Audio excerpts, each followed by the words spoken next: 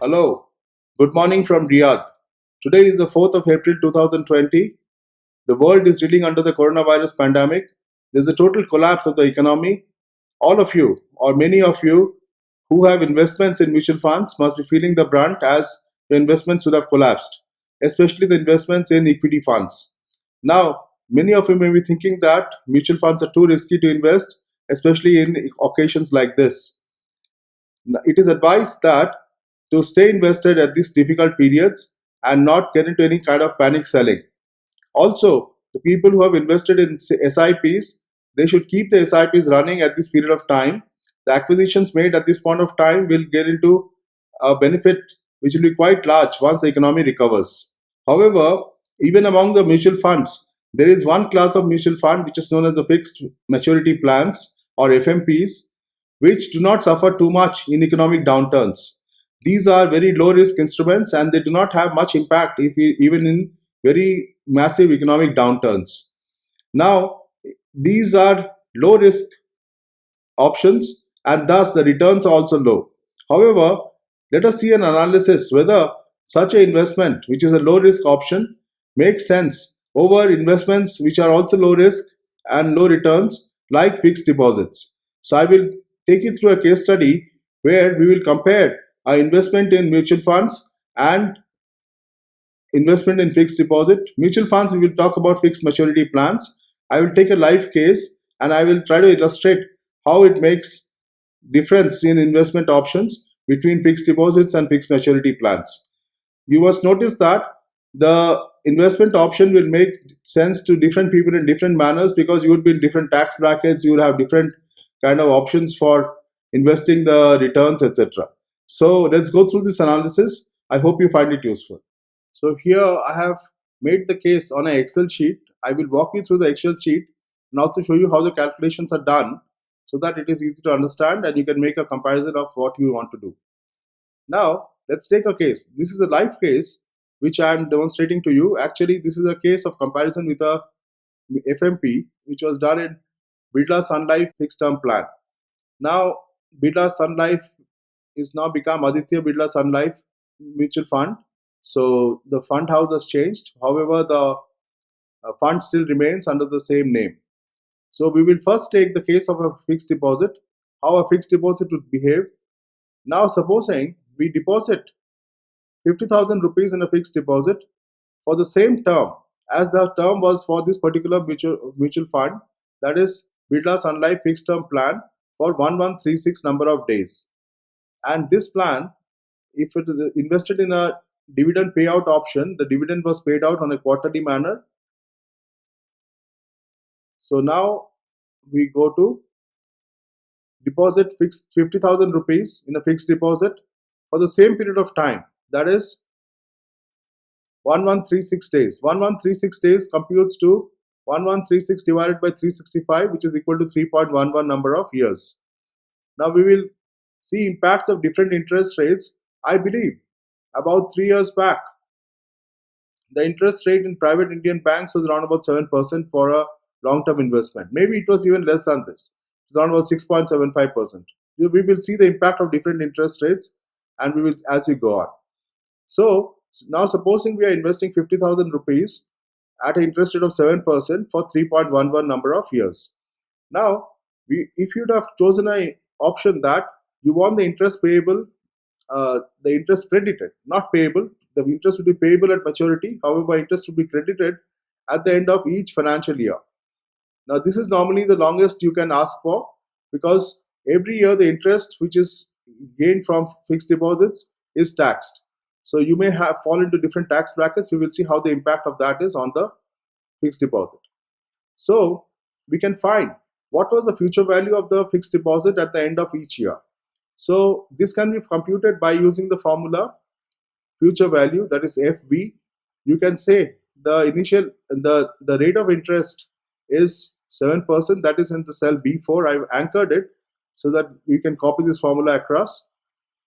The number of terms passed is this 1 year, that is A8.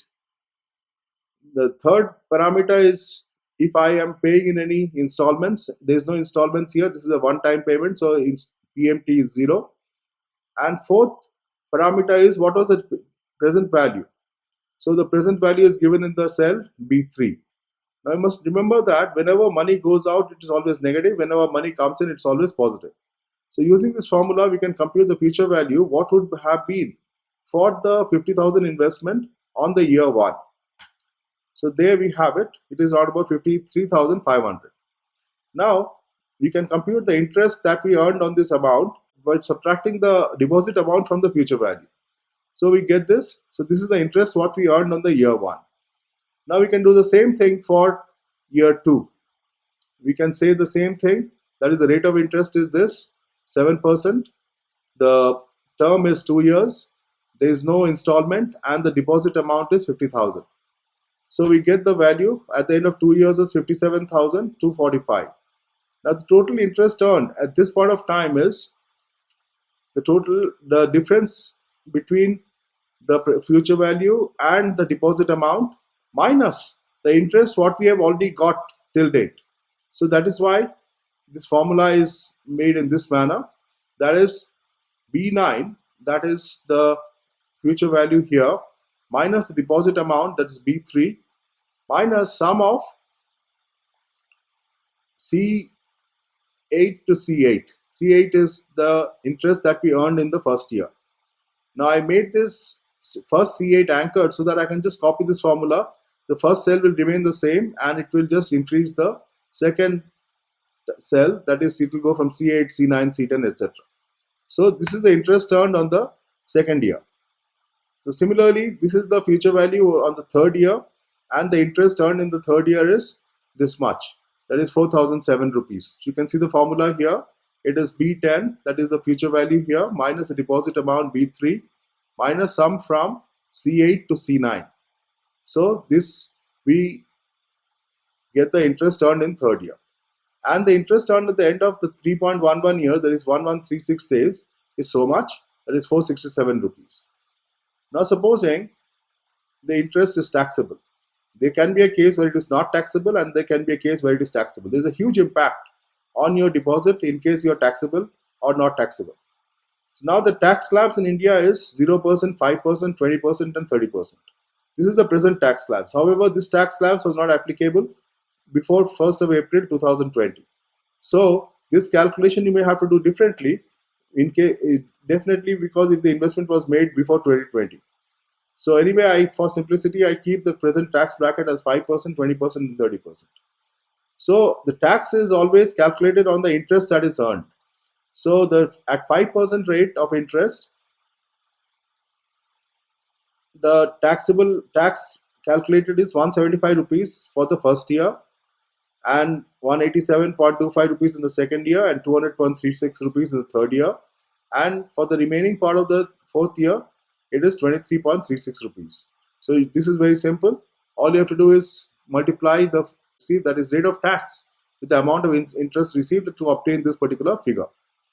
So however, you can see that what I have done is I have made $6.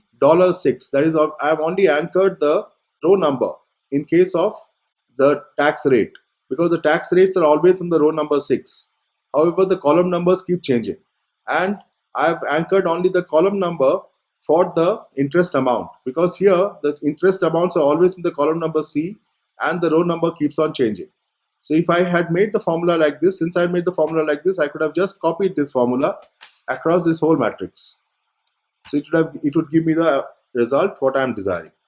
So there I have calculated the interest on this particular investment over the tenure of this investment at different tax rates. Now let us calculate the total interest that we have obtained. The total interest that we have obtained is the sum of all the interest that we have calculated. So it is very simple. And the total tax what we are paying is the sum of all the tax that would have paid during all the different years. So this is the sum of all the taxes. This formula is copied across this whole area. It's only the sum of all these figures. Now under this circumstance, the net amount what we would receive is nothing but the deposit amount plus the interest obtained minus the tax that we are paying. So this is the formula here. that is the deposit amount plus the interest obtained. It is a minus here because the deposit amount is kept in a negative figure because it's an outflow. So that's how this formula is created here. So these are the amounts that we would receive at different points of time. You see that for people of different tax rates, how the amounts actually get lower as the tax bracket increases. So this is very vital to note. Now, at these returns that we are getting, what is the net impact or what is the net return rate at which we are getting this return? Let's calculate that. So let's say the deposit was made on 18th of March 2017 and 1136 days hence from that is 27th of April 2020.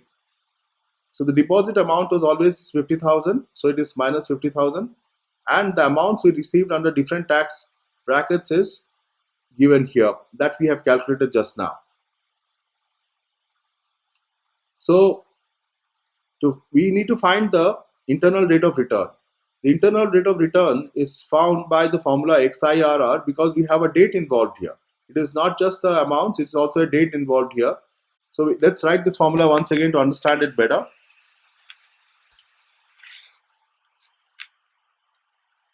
So it is written as XIRR. The first parameter is the values, that is, these are the values. The second parameter is the dates on which these amounts were transacted. So if you say this, it gives you the internal rate of return. So the internal rate of return, in case there was no tax, remains 7%. If it was taxable at 5%, the internal rate of return is 6.67% and so on. So you see that if you are taxable at the 30% bracket, your internal rate of return is as low as 3.27%. Okay, now we have seen the case of the fixed deposit. Next, let's take the case of the FMP. So here we have the FMP. This is the FMP like I told you. This is a FMP which is for 1136 number of days and it is a dividend payout option where the dividend is given every quarter. So this is the dividend history, what has been recorded for this particular mutual fund. So the amount invested was on 18th of March 2017 of 15,000 and then these different dividends were obtained on different points of time till this point of time. Now today is 4th of April 2020. So I found out from the Economic Times website that the NAV for this mutual fund is 10.80 at this point of time. So NAV at 10.80 at this point of time, the value of the mutual fund investment is 54,000. This is very simple because the mutual fund was bought for 50,000. When you buy a FMP, it is at the face value, that is 10 rupees. So number of units which were obtained were 5,000. So 5,000 units at 10.80 is nothing but 54,000. So now we have, as on date, let us calculate what is the rate of interest or the rate of return that we are getting. Now we can find out the total amount that we have received till date by simply summing up all the dividends and the current value of the investment. So this is obtained by just summing up all these dividends and the current value of the investment. Let us find out the rate. So the rate is nothing but rate followed by the first parameter is term, that is N per. The N per is nothing but 1136 divided by 365. Second parameter is PMT. PMT, whether we have done any installment payments. We have done no installment payments, so it is 0. The third parameter is what is the present value. The present value is the deposit amount that we put, that is 50,000. Now this is the negative. The present value and the future value always has to be opposite sign of each other. The future value is, as on date, the sum of all the dividends plus the current value. So we can say sum of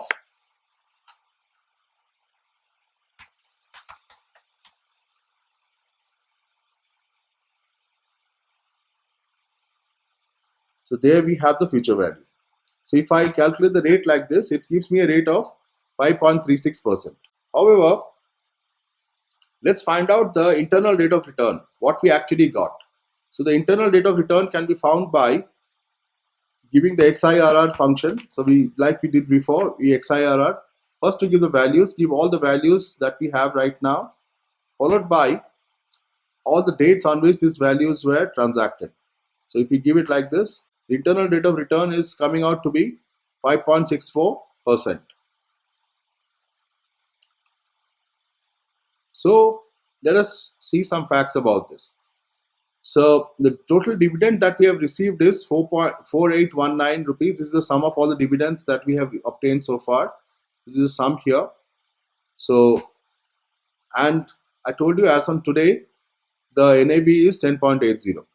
Now supposing this mutual fund, which is maturing on 27th of April 2020, at that point of time, let us assume that the NAV would be 10.85.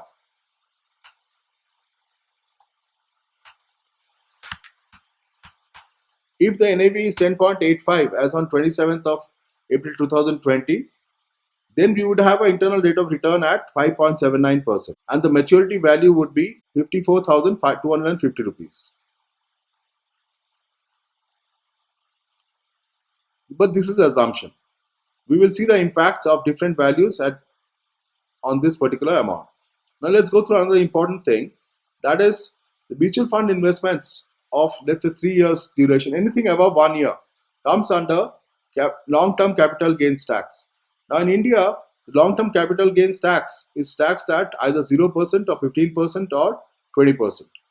So depending on which tax slab you fall into, you will be taxed. Now the tax, like I told you, it's always on the interest that you have earned. So the interest what you have earned is the dividends plus the interest what you have above the deposit amount. So that is, if in case the maturity value is 54,250, the interest will be calculated on 54,250 minus 5,000. So this formula is given here. This is the sum of all the dividends plus the interest on the maturity value. So this is the amount. At 15%, this would be the tax, that is 1360.36, and at 20% the tax would be 1813.81. So the amount we would receive after tax is also given in this particular column. So the net amount that we would have received is the amount after tax plus the total dividend that we have obtained so far. Let us now replace this total amount that we would receive under different circumstances and see what is the internal rate of return we get for different values. So let us change this value to this.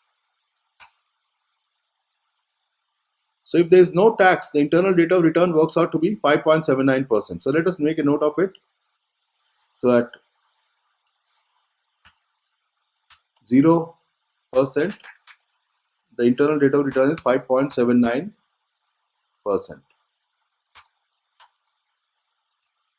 Now let's see the impact where 15% tax is applied. So if I say that we receive at 15% tax this much amount, the IRR gets down to 4.96%.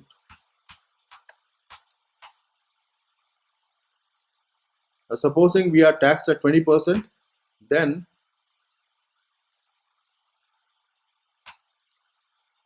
the IRR comes down to